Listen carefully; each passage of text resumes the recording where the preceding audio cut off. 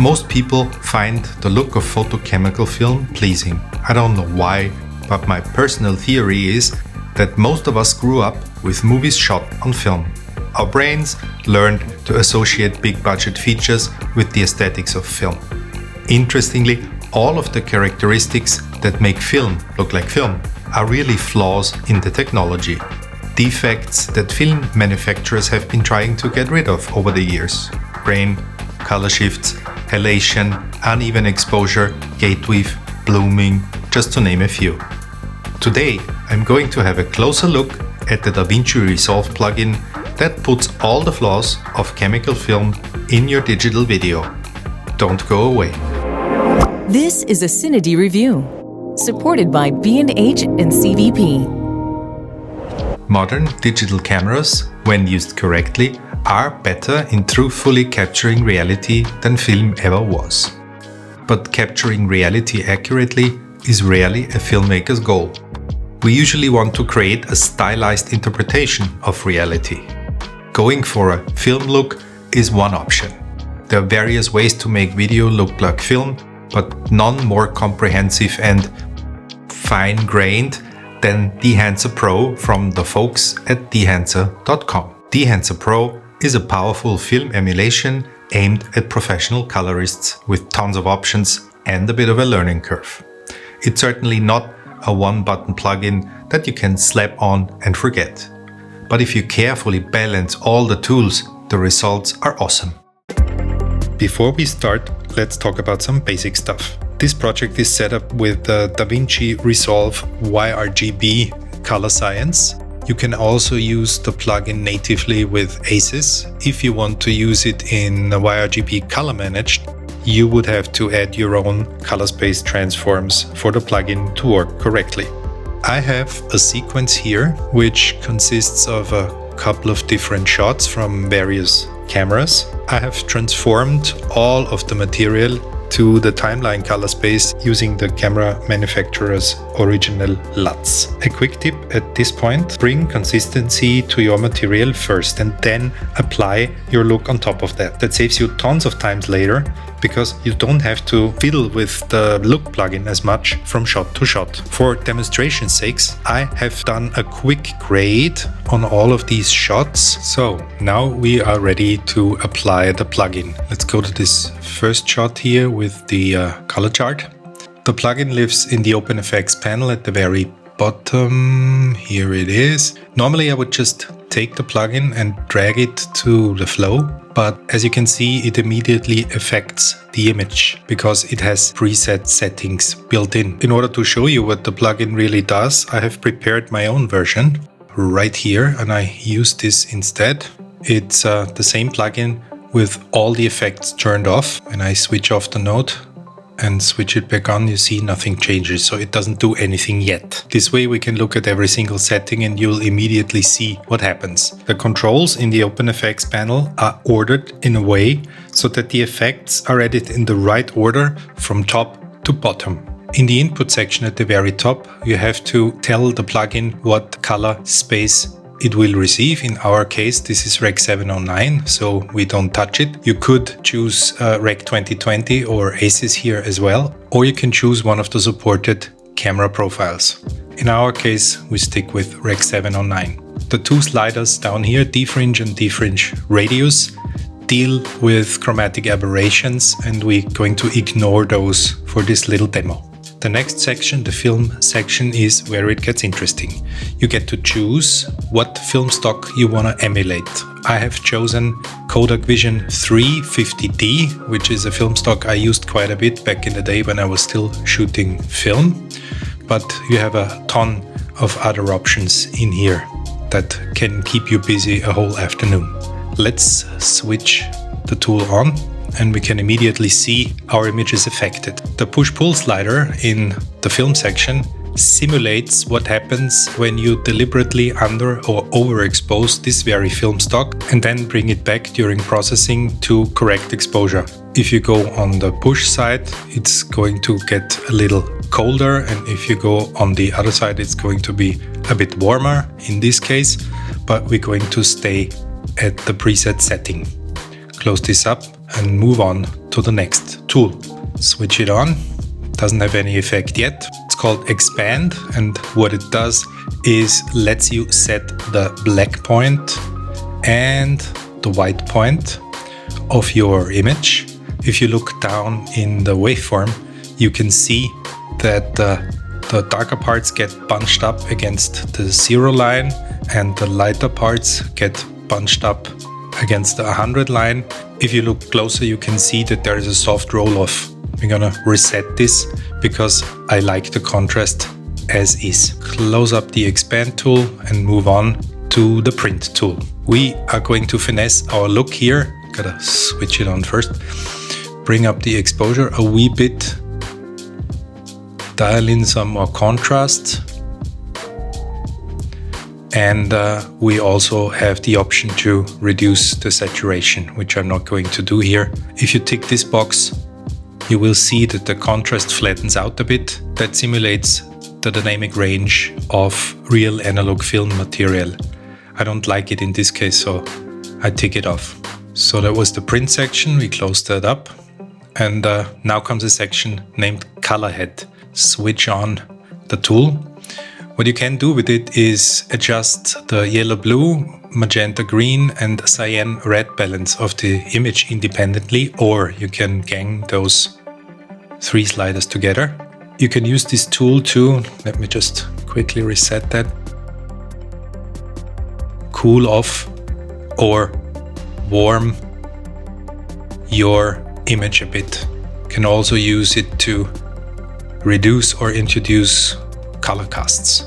By the way, most of the tools have this impact slider at the very bottom, and what you can do with it is reduce the effect of that very tool on the actual image. Let me show this to you. I'm going to extreme blue here, and with the impact I can dial down how much of this tool affects the final image. The next section deals with film grain. Switch this on.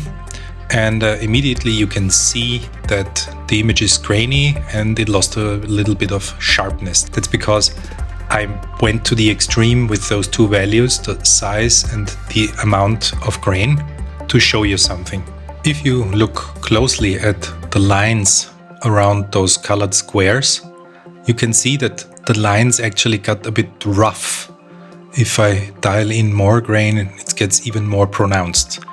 That's because the grain algorithm of Dehancer actually deconstructs the image and puts it back together consisting of grains. That's way more convincing than putting a scanned image of film grain on top of your video. You have noticed that the sharpness of the image also suffered from the grain I dialed in.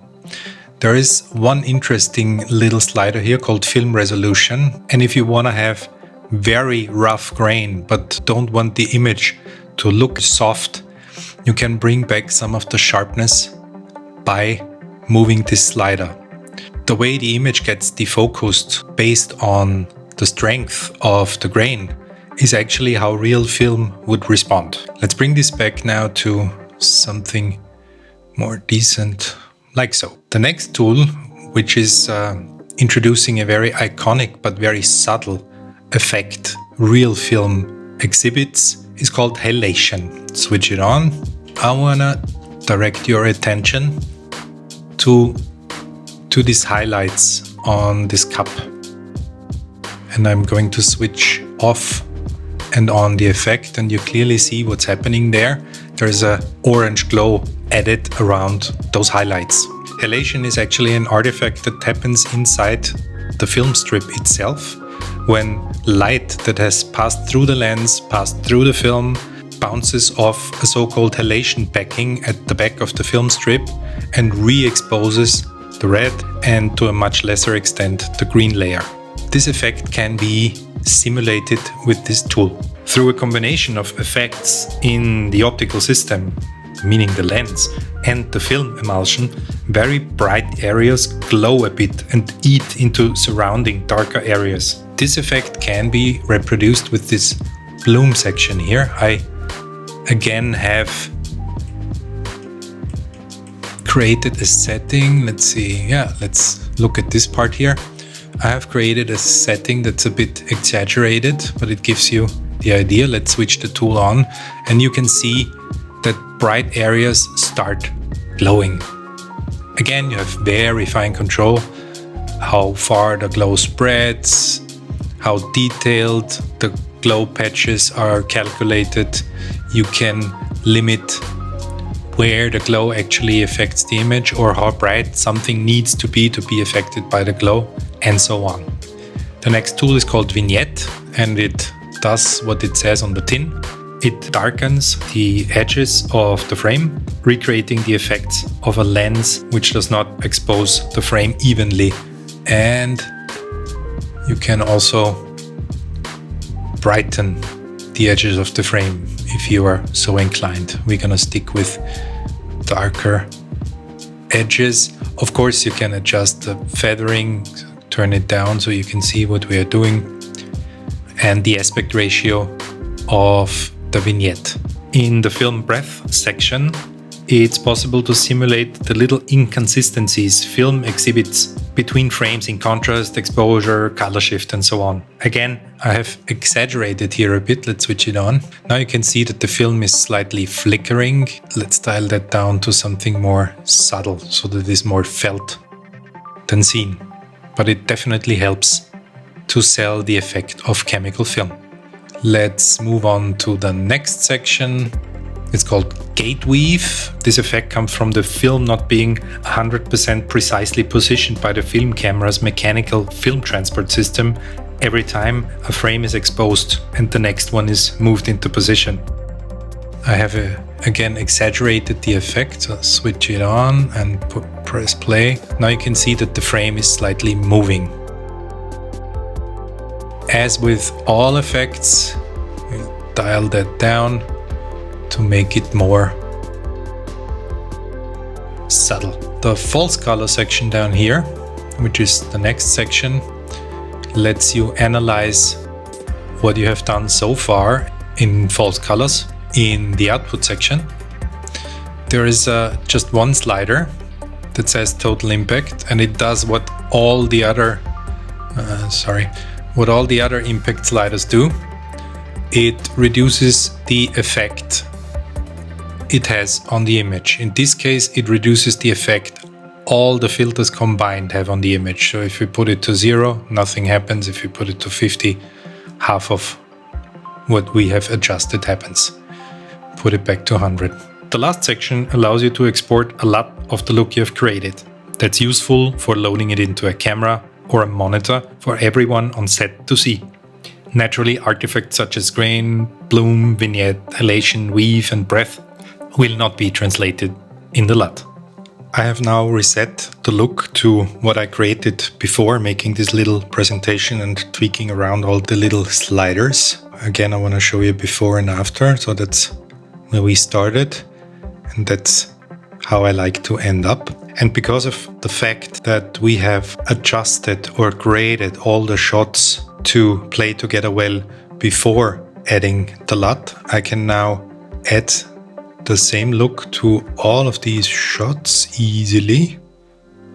I've copied already, I just want to activate the enhancer. And the sequence now does feel like it's been shot on the same film stock. Of course, you can always go back in and tweak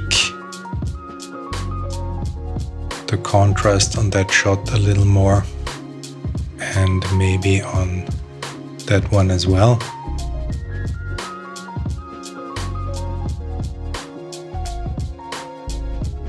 But it's way better a starting point than if you start from scratch with every shot. So there you have it. Some of these effects can also be created with Resolve's onboard tools. But having all that is needed for convincing film look creation in one panel makes it worth the money in my book. The many built-in stills and cinefilm stock profiles are a great starting place. The grain simulation is the best I have seen in a plugin so far. The very small number of supported cameras is a bit of a downer. but not a serious problem with DaVinci's powerful color management features. I had no issues when rendering even longer projects. However, the quality of the simulation comes at a price. On my iMac Pro, a Dehancer node with all the tools switched on in an otherwise clean 1080p 25 timeline renders at around 11 frames per second. In UHD, I'm down to 8 frames. You will need a beefy machine for real-time performance, especially because Dehancer is likely not the only node in the flow. Dehancer Pro is available for purchase for $399 on their website. Windows and macOS is currently supported. A Final Cut Pro version is in the works. The Dehancer team also offers a light version simply called Dehancer Light and separate plugins for grain, bloom, halation and breath. There is also a free trial of Dehancer Pro available. Their website has tons of videos and blog articles to learn more in-depth information about the plugin, its use, best practice and inner workings. Please discuss in the comments, and thanks for watching.